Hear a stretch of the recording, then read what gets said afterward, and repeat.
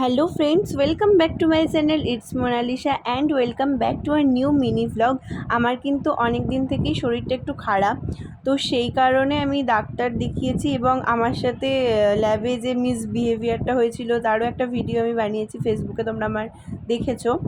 আমার সব টেস্ট তো হয়েই গেছিলো, বাট একটা টেস্ট বাকি ছিল আর সেই টেস্টটা করতে আজকে যাচ্ছি এবং আরও কিছু কেনাকাটার ছিল, ভিডিওটা তোমরা দেখতে পারবে। আর দেখো, বেশ কদিন ধরে কিন্তু ভীষণ পরিমাণে বৃষ্টি হয়েছে, আর এই বৃষ্টির মধ্যেও শুধুমাত্র আমি তোমাদের জন্য ভিডিও করছি, তাই ভিডিওতে একটা লাইক করে দাও। আর দেখো, এই কথা বলতে বলতে আমি কিন্তু এলএমসিতে চলে এসেছি আর এখন আমি ওয়েটিংয়ে বসে আছি।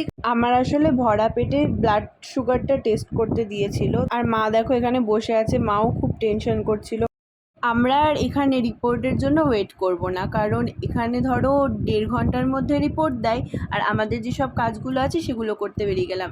ব্লাড দিয়ে একটু হাতে ব্যথা ব্যথা করছিল, বাট সেটা ঠিক হয়ে যাবে। এবার দেখো, আমি একটু সিলেদার্সে চলে এসেছিলাম, আমার একটু জুতো কেনার ছিল।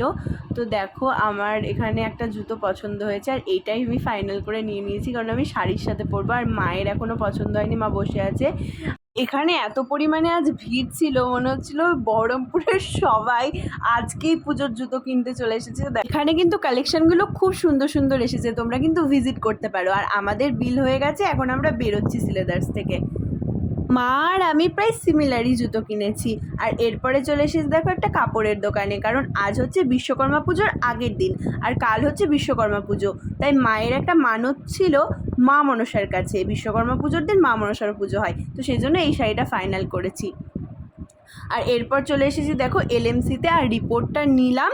এরপরে সোজা চলে যাচ্ছি ডক্টর দেখাতে, কারণ ওইখানেই ডক্টরের চেম্বারটা আছে।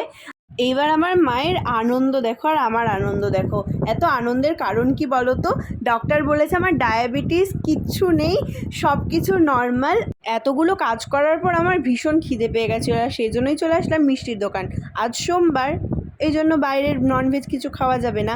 আর এখানে দেখো, আমি সীতাভোগ পেয়ে গেছি, বর্ধমানের খুব ফেমাস খাবার এটা, বাট বহরমপুরেও যে পাওয়া যায় আমি সেটা জানতাম না।